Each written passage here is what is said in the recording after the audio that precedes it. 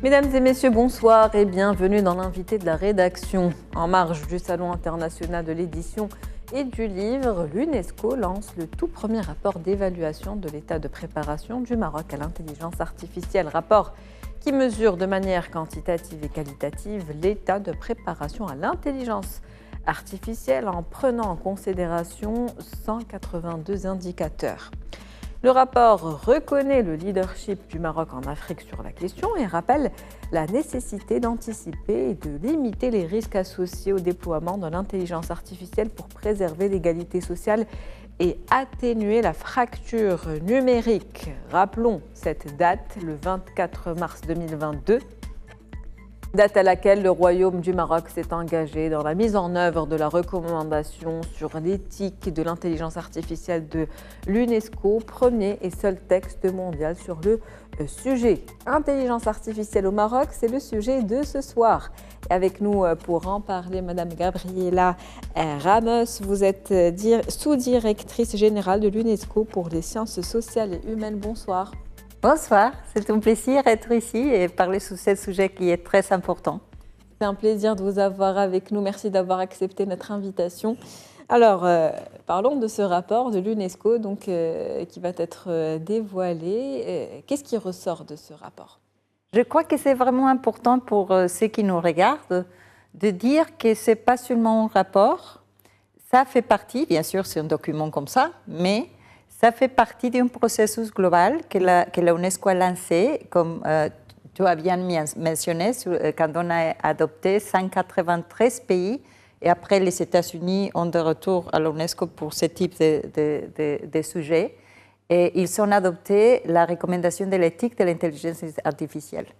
Ce n'est pas seulement de dire qu'il faut avoir plus d'intelligence artificielle, ça veut dire comment est-ce qu'on utilise l'intelligence artificielle pour avancer notre objectif humain. Comment est-ce qu'on le fait d'une manière responsable? Comment est-ce qu'on évite les écarts numériques? Comment est-ce qu'on essaye vraiment de ne pas être seulement un consommateur des technologies qui se font ailleurs? Et comment est-ce qu'on capture la culture, la langue, la pensée du Maroc pour vraiment avoir un développement technologique qui soit en ligne avec notre droit humain, mais aussi avec la pensée marocaine. Et je pense que ça, c'est très important. On a sorti avec des recommandations et une évaluation qui est positive, parce que je pense que le Royaume du Maroc se penche sur le sujet. On a travaillé beaucoup avec le ministère de la Transition numérique, mais aussi beaucoup des acteurs privés, publics, les académiques, les institutions. On a un centre catégorie 2 sur l'intelligence artificielle au Maroc pour l'action de l'Afrique. Et après, la question, c'est comment est-ce qu'on fait des investissements sur la connectivité, sur les compétences et aussi sur les entreprises que doivent développer cette action. Et le Maroc s'est bien positionné, mais bien sûr, c'est un défi mondial de vraiment saisir l'opportunité que l'intelligence artificielle nous présente.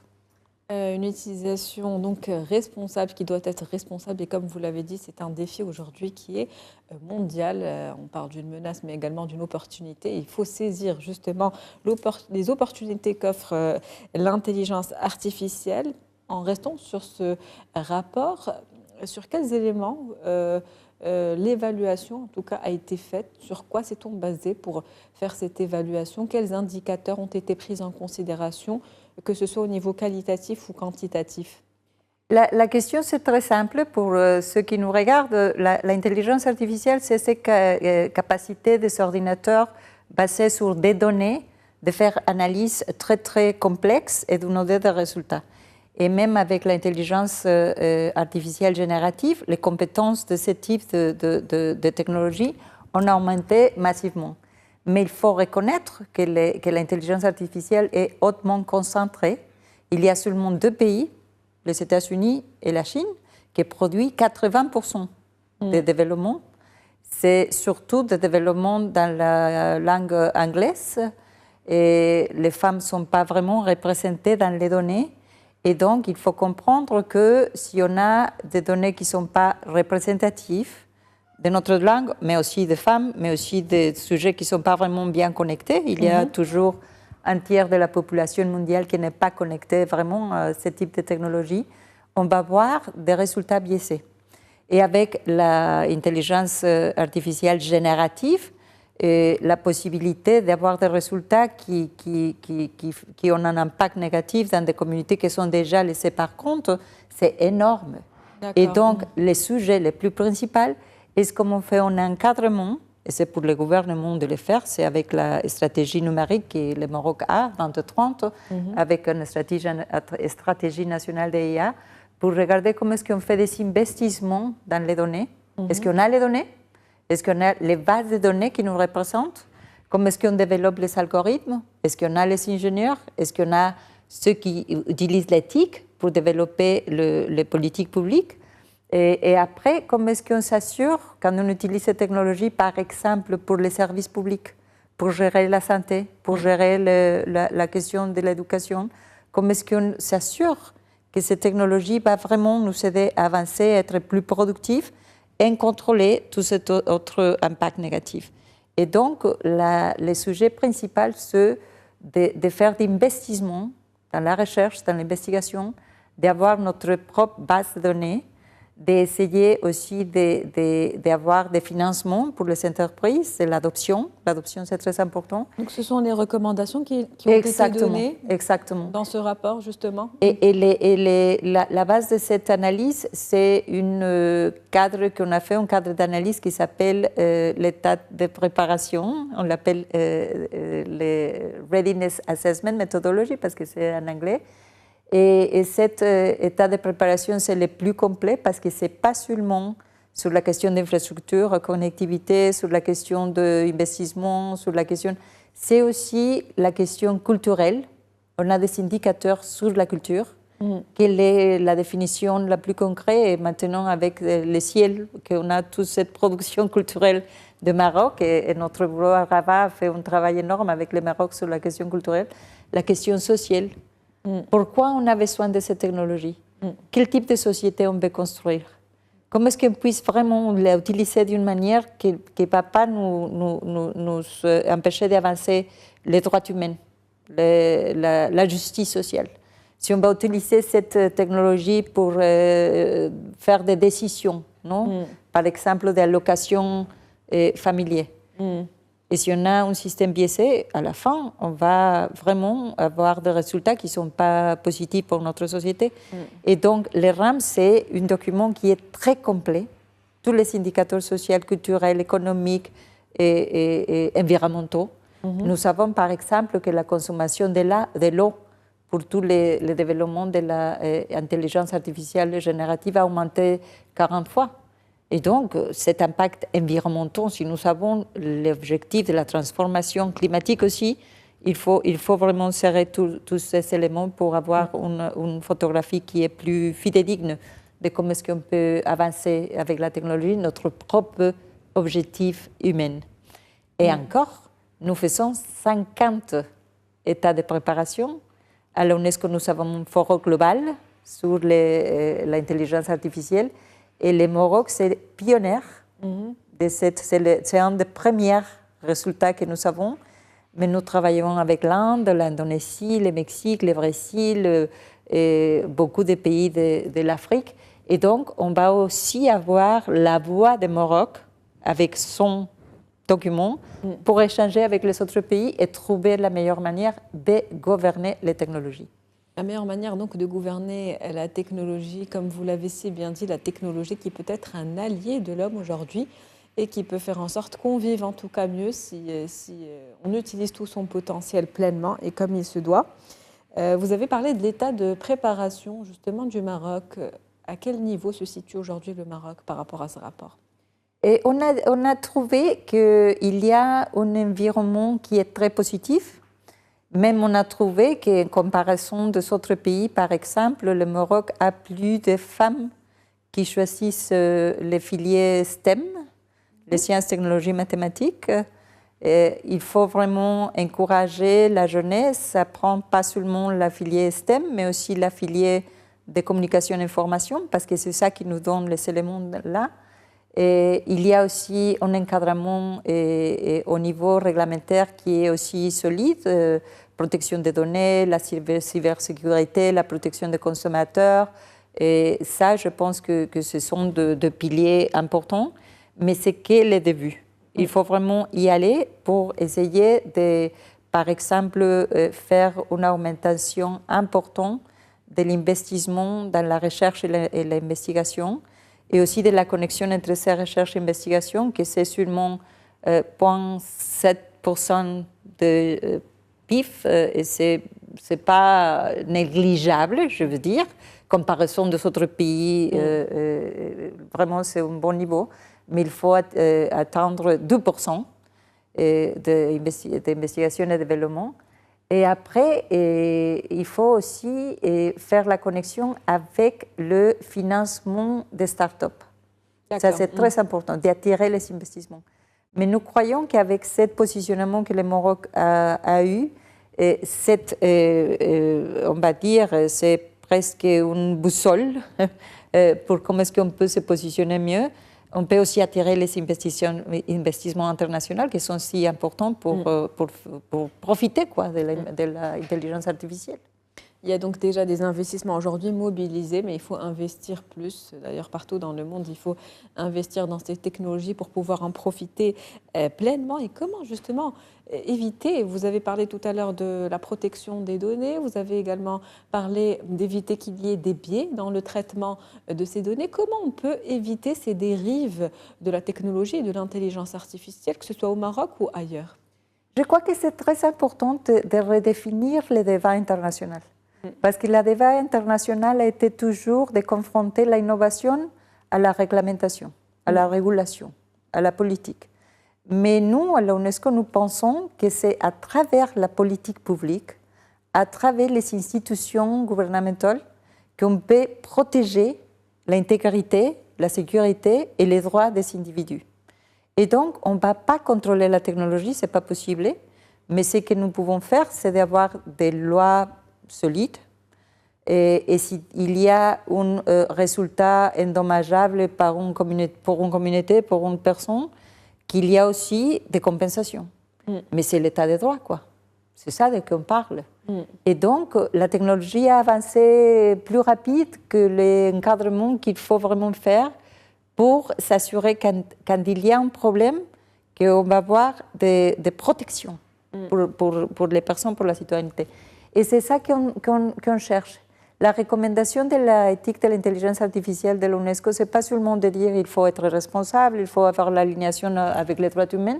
On a aussi des politiques concrètes, des politiques d'investissement dans l'éducation, des politiques, par exemple, de bannir qu'on donne la personnalité juridique au développement de la technologie. Et après, qui est responsable? C'est l'algorithme, si quelque chose se passe mal? Et justement. Non. Il faut avoir toujours quelqu'un, une personne qui est en charge et qui est responsable de tous ces développements. Mais pour ça, on a besoin d'un encadrement de politiques publiques. Et c'est le moment de donner aussi au gouvernement, aux institutions, mais par tout le monde, parce qu'on les regarde aux États-Unis. Le président Biden, il a sorti son action exécutive qui dit exactement pareil. Il faut avoir les compétences au niveau gouvernemental aussi pour comprendre le développement et pour l'encadrer d'une manière qui ont vraiment réussi à avoir plus d'impact positif que de tout ce qu'on connaît. La question de la discrimination, la question des biais, la question de la reproduction d'informations qui est fausse, et la question de la malveillance, quoi. Vraiment, quand on utilise la technologie pour faire dommage, il faut le contrôler. Mais notre message, ce n'est pas un message négatif. Si on pense qu'il y a beaucoup de Cassandre qui disent la technologie, ça va nous causer beaucoup de problèmes. Non, ce n'est pas comme ça. Je pense qu'on a le moyen pour vraiment utiliser la technologie pour un avenir meilleur. L'utiliser pour que ce soit un allié de l'homme, justement, à l'avenir. Vous avez parlé de renforcer les politiques publiques, vous avez parlé aussi d'institutions qui doivent être fortes et de lois qui doivent être établies. Est-ce qu'on peut s'attendre à la création d'institutions, mais qui soient universelles, avec des lois universellement donc, appliquées Parce qu'au niveau du monde, s'il y a certains pays qui appliquent les lois mais d'autres non, il va y avoir également un certain déphasage dans l'utilisation des technologies. Comment faire en sorte qu'il y ait cette cohésion mondiale vis-à-vis des principes et règles qu'il faut suivre par rapport à l'utilisation d'intelligence artificielle? Et Myriam, je crois que vraiment vous touchez la question la plus importante parce qu'il faut avoir quelque chose que les spécialistes appellent la interopérabilité. Chaque pays va faire ses propres définitions. Il y aura des pays qui sont plus à l'aise avec les risques, comme les États-Unis. Il y aura des pays comme l'Union européenne qui vient d'adopter sa législation, qui ne prend pas de risques et qui font vraiment une régulation forte au niveau droits humains. La voie du Maroc, c'est le Maroc qui va décider comment est-ce qu'il veut le faire. Mais comme c'est des technologies globales, c'est vrai qu'il faut avoir les mêmes définitions. Et je trouve que vraiment l'intelligence générative, le chat GPT, il a vraiment montré qu'il faut réagir et qu'il faut travailler ensemble. Notre contribution à l'UNESCO, bien sûr, c'est que nous avons le premier consensus global de mettre les droits humains en avance quand on pense à la technologie.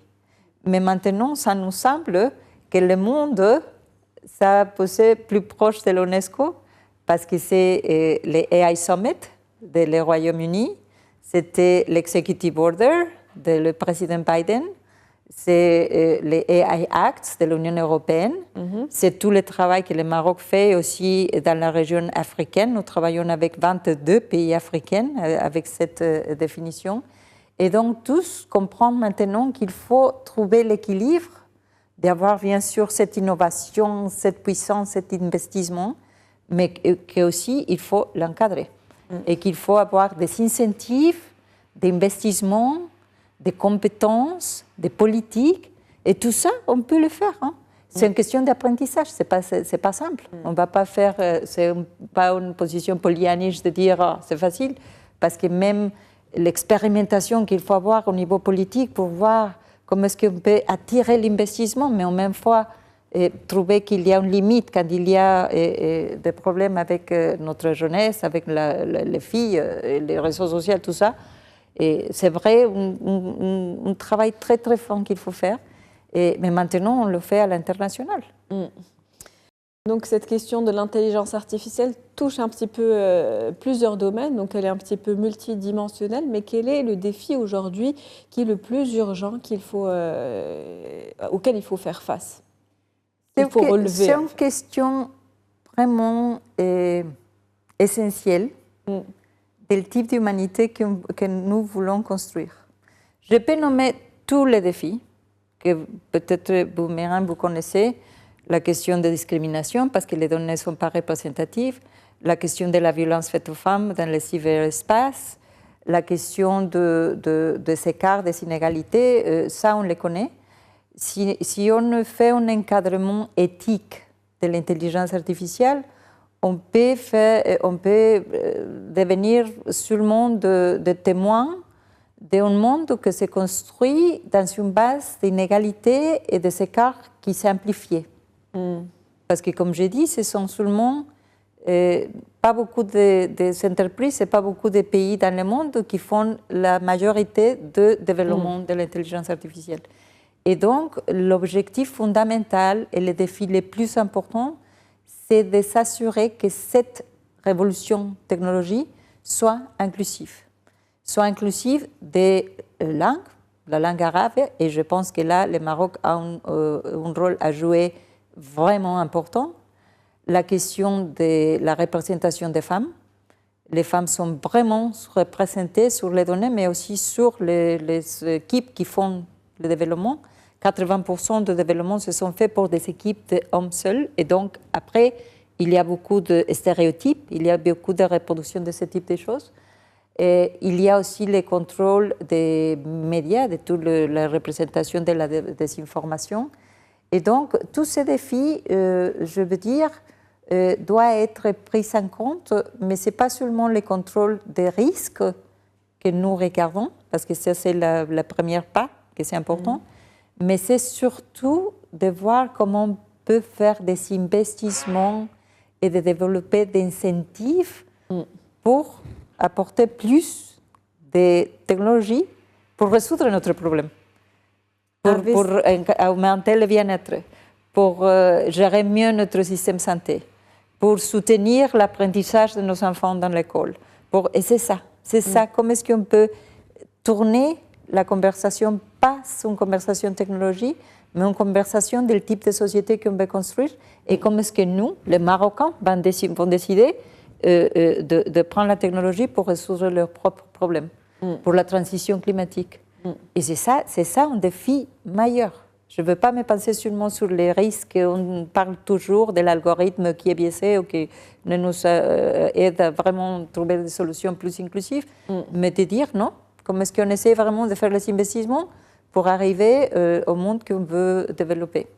Investir donc toujours plus dans cette révolution technologique pour en utiliser tous les bienfaits, en tout cas au service de l'homme, et réussir à maintenir cet équilibre pour que tout le monde puisse en profiter pleinement. Merci à vous, Gabriela Ramos, d'avoir été avec nous. Je rappelle que vous êtes sous-directrice générale de l'UNESCO pour les sciences sociales et humaines. C'était un plaisir de vous avoir avec nous.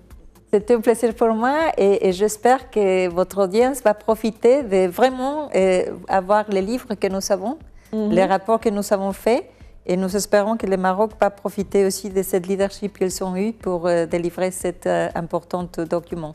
Merci beaucoup. Merci à vous. C'est donc la fin de l'invité de la rédaction pour ce soir. On se retrouve demain avec un nouvel invité. Très bonne soirée. Merci à vous pour votre fidélité.